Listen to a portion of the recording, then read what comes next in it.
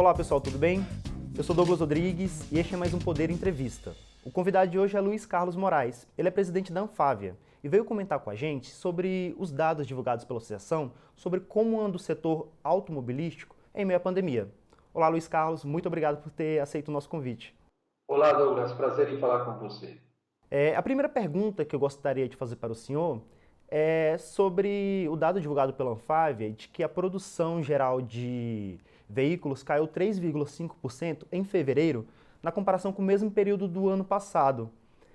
Significa que a produção está perdendo força no nosso país? O que isso sinaliza para os próximos meses? Então, normalmente o começo do ano no nosso setor ele é mais fraco, o segundo semestre é mais forte, tá? Agora, nesse momento de pandemia também, nós tivemos também paradas de produção em algumas montadoras por falta de componentes, microprocessadores, isso também afastou ou diminuiu um pouco a produção. Mas, de maneira geral, eu acho que o número, considerando o cenário, essa dificuldade da logística, até que foi um bom número, 197 mil veículos produzidos no Brasil em fevereiro, mais 199 mil veículos produzidos em janeiro, dando um total de 397 mil, que é um número, considerando o cenário todo, bastante razoável, né? Obviamente, a gente gostaria de estar num ritmo mais forte, mas isso depende de todo o ambiente da economia, inclusive de exportação, porque as nossas fábricas exportam também para vários países da América Latina que também estão enfrentando problemas da pandemia, redução de mercado, etc. O senhor comentou sobre a falta de alguns componentes para a produção de veículos. Por que isso está ocorrendo? É um problema que tende a continuar? Então, o ano passado, toda a economia caiu no Brasil e fora do Brasil também, teve um efeito na cadeia global de produção e quando teve a retomada no segundo semestre, houve um descompasso entre a demanda e a oferta de vários componentes ao redor do mundo, né? Então, isso trouxe algumas faltas de determinados itens de aço, alguns plásticos, borrachas, pneus, etc. E essa descompasso da produção é que provocou essas microparadas por enquanto. E agora tem um outro risco maior, que são microprocessadores. Tá? Existe uma falta de microprocessadores que são utilizados em produtos eletroeletrônicos, jogos e também vai muito em automóveis, em caminhões, em ônibus, etc. Então a gente enfrenta também essa dificuldade logística. Além disso, fluxo de navios, containers e outras itens que afetam a logística também estão criando uma certa dificuldade. Por isso que é um desafio, e por isso que eu falei que os números foram bons, porque a gente, considerando o cenário, a gente conseguiu produzir bastante ainda. Lógico, a gente gostaria de produzir mais, mas vai depender agora dessa dinâmica da retomada da cadeia global de fornecimento no mundo. Outro problema que o setor está enfrentando é com o aumento do dólar e de alguns commodities, como os metais. Como que o senhor vê isso? É uma coisa que tende a continuar subindo? Então, as commodities, como você falou, aumentaram no mundo inteiro, então a gente tem impacto, né? Minério de ferro, outros itens, isso afeta a cadeia global. Então, a gente está também, além de problemas de falta de itens, uma pressão sobre os custos importantes no aço, resinas plásticas, alumínio e outros materiais que são também precificados em dólar, com a questão do câmbio também, tem uma pressão muito forte nos custos de produção de veículos. As montadoras estão tentando amortecer esse impacto no custo para evitar ao máximo ter que repassar isso para o consumidor, mas é possível, já tem sido feito alguns repasses, porque está muito difícil suportar o tamanho desses aumentos de preço. Então esse é um dos motivos que estão fazendo com que os preços dos automóveis tenham ficado mais caro para a população. Exatamente. Eu separaria, vamos dizer, em três ondas de aumento de custo desde o ano passado. A primeira onda foi da desvalorização do câmbio. Nós importamos muitos materiais, sistemas, componentes, nós e os nossos fornecedores. Tá? O dólar caiu no final de 2019 de 4 e hoje está em 5,60, 5,50, dependendo do dia. Então, essa é uma onda que tem um impacto relevante no setor. A segunda onda dos insumos básicos, como eu falei, aço, resinas, etc., também segunda onda. E tem uma terceira onda, infelizmente, alguns impostos que foram aumentados. Né? Estado de São Paulo, o ICMS aumentou de 12 para 13,3, né? Vai aumentar para 14,5, isso impacta direto o preço para o consumidor na compra de um veículo, por exemplo. Em relação a impostos, o governo federal tomou uma decisão que afeta diretamente o setor. O presidente Jair Bolsonaro decidiu limitar a isenção do IPI para carros de pessoas, para carros adaptados para pessoas que têm algum tipo de deficiência a R$ 70 mil. A Anfave até divulgou uma nota criticando a decisão. O senhor já conversa com o governo e com o Congresso para que essa medida seja alterada? Não, então, a gente tem conversado com alguns parlamentares, né, que defendem, a gente entende que aumentar ou limitar, né, o acesso via preço para as pessoas que têm necessidade de usar esses veículos, né, não seria o melhor caminho para resolver um outro problema, que é o problema do preço do petróleo, do diesel, né, para os caminhoneiros. Né?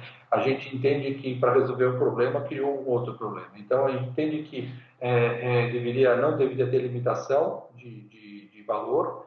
A Anfávia defende que, inclusive, propôs que esse benefício seja dado para quem realmente precisa, que tenha doenças moderadas, doenças graves, não é para qualquer um, para também ter o equilíbrio entre o orçamento do governo, mas também ter o benefício direto para aquele que precisa. Né? É um tema de responsabilidade social que a gente defende. Né? Então, a gente entende a dificuldade do governo, mas a gente acha que não é via limitando o valor para todos, sim limitando para quem que precisa realmente, ou dando para quem precisa realmente esse benefício, porque essas pessoas têm dificuldade de mobilidade, elas não conseguem usar o transporte público e é uma forma de elas poderem ter algum tipo de mobilidade com conforto e segurança. Como o senhor comentou, o governo decidiu aumentar o tributo para alguns carros para poder compensar a desoneração do diesel para os caminhoneiros.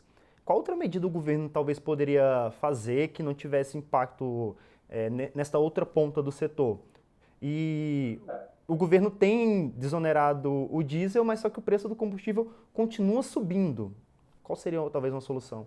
Esse é um grande desafio, né, que é a Petrobras manter a sua política de preços no mercado, né, e do outro lado não ter um impacto tão grande, principalmente com o caminhoneiro autônomo. Né? Como você falou, essa redução de imposto temporária ela já é anulada no primeiro aumento de preços, né, na sequência. Né? Então, uma forma de resolver esse problema é o governo implantar o programa de renovação da frota de caminhões, que é estimular a retirada desses caminhões que são muito antigos, né, acima de 30 anos, que têm um consumo muito alto e que, quando tem um aumento do preço do diesel, tem um impacto relevante no custo desse trabalhador, desse brasileiro que é caminhoneiro. Né? Então, eu acho que uma forma de fazer isso é criar um programa para que consiga ajudá-lo, né, a trocar um caminhão muito antigo por um caminhão seminovo, que consome muito menos, e ele vai ser muito menos impactado quando tiver aumento do diesel. Né? Além disso, esse caminhão seminovo, ele é mais seguro, é mais eficiente, é mais confortável, ele polui menos, então vai ajudar todo o sistema de distribuição de mercadorias no país. Então tem um outro benefício para a sociedade que a gente considera muito importante. O programa de renovação da frota, a gente defende há mais de 20, 30 anos. Né? A gente acha que é um programa que já devia ter sido adotado. Em países modernos, Douglas, não existe caminhões acima de 30 anos rodando nas estradas, são caminhões ineficientes, normalmente sem manutenção, que podem provocar acidentes. Então, uma forma de ajudar o caminhoneiro, no nosso entendimento, seria ajudá-lo a scrapear, a gente destruiria esses caminhões do ponto de vista ambiental correto, eliminaria esses caminhões, baixaria esses caminhões do sistema, e ele voltaria a trabalhar com caminhão pelo menos com 10, 15 anos de uso, mas já é um caminhão bastante mais eficiente do que o que ele usa atualmente.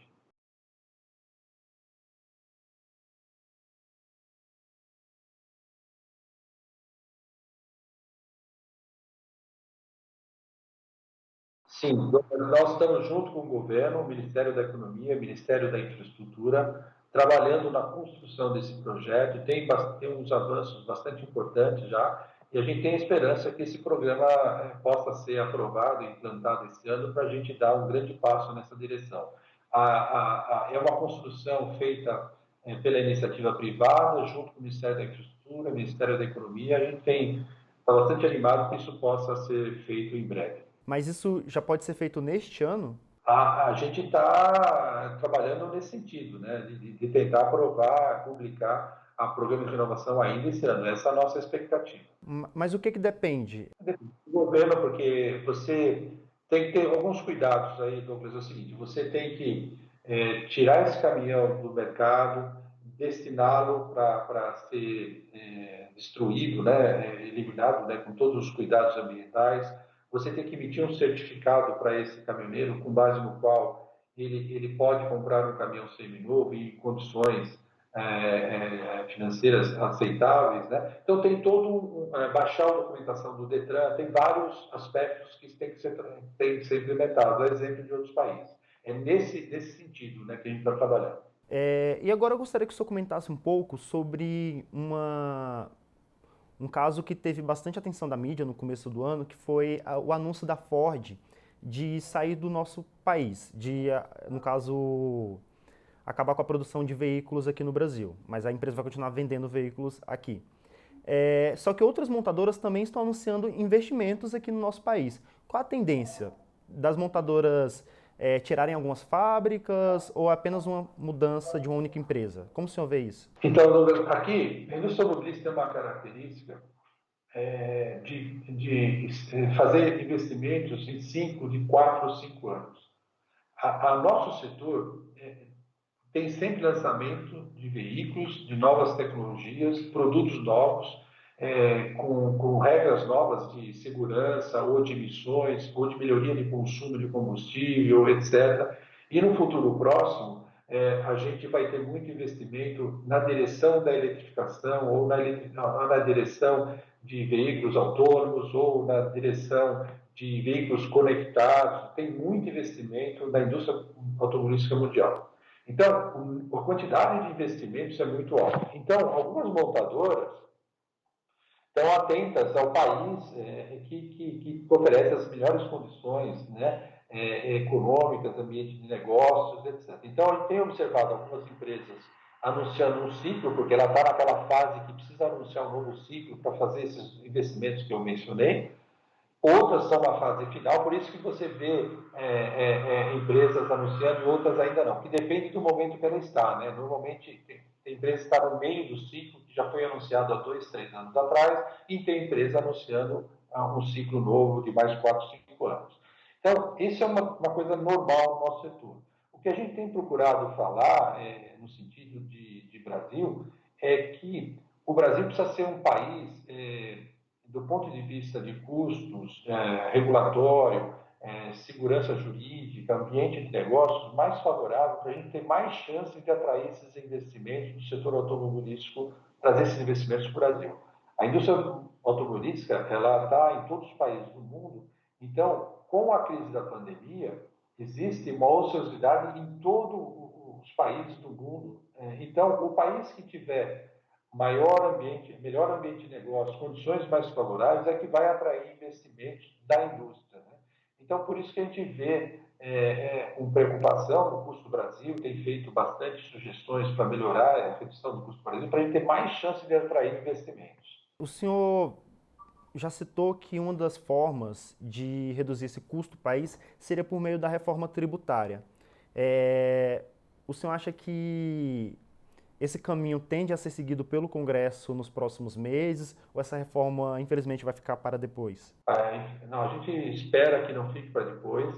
O sistema tributário no Brasil, ele destrói negócios, ele destrói empregos, ele cria muitas dificuldades para o investidor, né? Então, a gente acha que ele foi construído ao longo de 30 anos, ele tem diversos defeitos, né? Ele é muito caro para as empresas acompanharem, ele é muito complexo, a carga tributária é muito alta, ele gera muita dúvida, interpretação diferente, acaba gerando uma judicialização, porque as empresas entendem de um jeito, o governo entende do outro, e tudo isso, no final do dia, não ajuda ao país a crescer, né? Desestimula investimentos no país. Então, a gente precisa ter um sistema tributário mais simples, mais justo, né? E que estimule o investimento, não atrapalhe o investimento. Então, nós, da Anfávia, defendemos a reforma tributária, participamos de vários debates, estamos acompanhando as propostas que estão no Congresso, pretendemos participar dos debates das comissões no Congresso para contribuir com algumas sugestões para ele eliminar, na medida do possível, ou o mais rápido possível, as diversas distorções que o sistema tributário tem no Brasil. Isso não é só para o setor automobilístico, isso é para a pessoa física, para todos os setores de serviços, de indústria, da agricultura. Então, o sistema tributário é uma coisa que atrapalha o desenvolvimento do país e nós precisamos atacar. E nós, da Anfávia, pretendemos colaborar com algumas sugestões e contribuições no debate. O ministro da Economia, Paulo Guedes, ele já citou que o dólar alto poderia favorecer a indústria nacional, porque as pessoas tendem a comprar produtos produzidos aqui, em vez de comprar o que estão no exterior. Só que o dólar subiu muito por causa da pandemia no último ano. O senhor acha que o dólar alto pode ajudar a indústria nacional? E se ele ajuda, talvez qual seria o patamar ideal? O dólar é a mercado, né? Então a gente tem uma estabilidade política, crises aqui, uma crise ali. Isso traz uma volatilidade no câmbio que também dificulta a previsibilidade das empresas, né? Na indústria automobilística, a gente também, o dólar alto também não ajuda porque a gente também importa muito também. A gente exporta, mas a gente importa muito componente, né? Os nossos fornecedores também importam muitos materiais, porque essas tecnologias que eu comentei com você, na conectividade, novos itens de emissões, novas metas de consumo para veículos, no futuro a eletrificação, nem todos os componentes estão produzidos ou serão produzidos no Brasil e nós vamos precisar de importar. Então, o dólar não significa, pelo menos para o nosso setor, uma proteção, tá?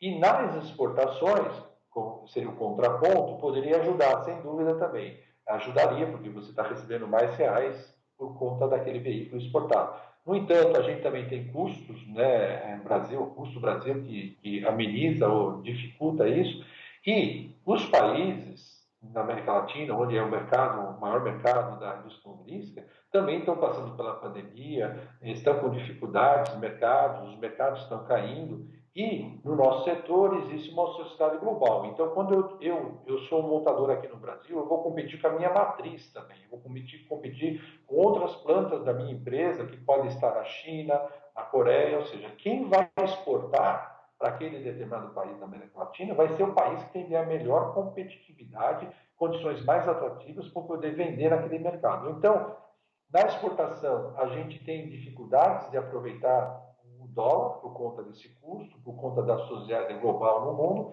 e no mercado interno, a gente tem um impacto do custo por conta de muitos materiais que são vinculados a dólar, né? Então, o aço depende tem uma componente dólar, muitos materiais importados ligados diretamente aos veículos, conectividade, são importados, porque não tem produção local. Então, não é bem assim. Se a gente tivesse uma certa estabilidade, tem volatilidade, tem que ter, isso é preço do mercado, mas não tanto como a gente tem visto no último ano, principalmente. Eu gostaria de saber qual a expectativa do senhor para o ritmo de vacinação do país. Eu sei que a Anfávia participa de um grupo que ajuda os estados e municípios na logística da entrega das vacinas. O que o senhor já espera sobre o ritmo de vacinação do país? Ele tende a se acelerar? Então, nós entendemos que a imunização é a única solução para a sociedade brasileira, como outros países estão fazendo, ou seja, vacinar o mais rápido possível para a gente tirar essa questão da doença que está afetando a vida de muitas famílias no Brasil, uma questão social, uma questão importante. Temos que cuidar dos nossos brasileiros, né? E a segunda consequência é quanto mais cedo a gente tiver a imunização da população, mais cedo a gente vai voltar a ter negócios, a economia funcionando no ritmo normal e a gente vai poder crescer e voltar a crescer. Então, não adianta, a gente tem que enfrentar esse desafio da imunização o mais rápido possível, no que nos cabe, né, como iniciativa privada. Nós estamos tentando ajudar na logística, como você falou, em algum item que está faltando, mas a vacina não é disponibilizada para o setor privado, ela é organizada pelo setor público, e a gente espera que o governo brasileiro consiga, o mais rápido possível, a maior quantidade de vacina para acelerar o processo e a gente voltar a ter uma sociedade bem cuidada do ponto de vista de saúde e uma economia voltando a crescer. E é isso, Luiz Carlos. Eu gostaria de agradecer bastante a sua participação na entrevista e seja bem-vindo a futuras oportunidades. Obrigado pelo convite, estou sempre à disposição de você e de seus ouvintes. Caso você não conheça o nosso canal no YouTube, inscreva-se, ative o sininho, pode deixar seus comentários, que lá tem várias produções. Até mais. Tchau.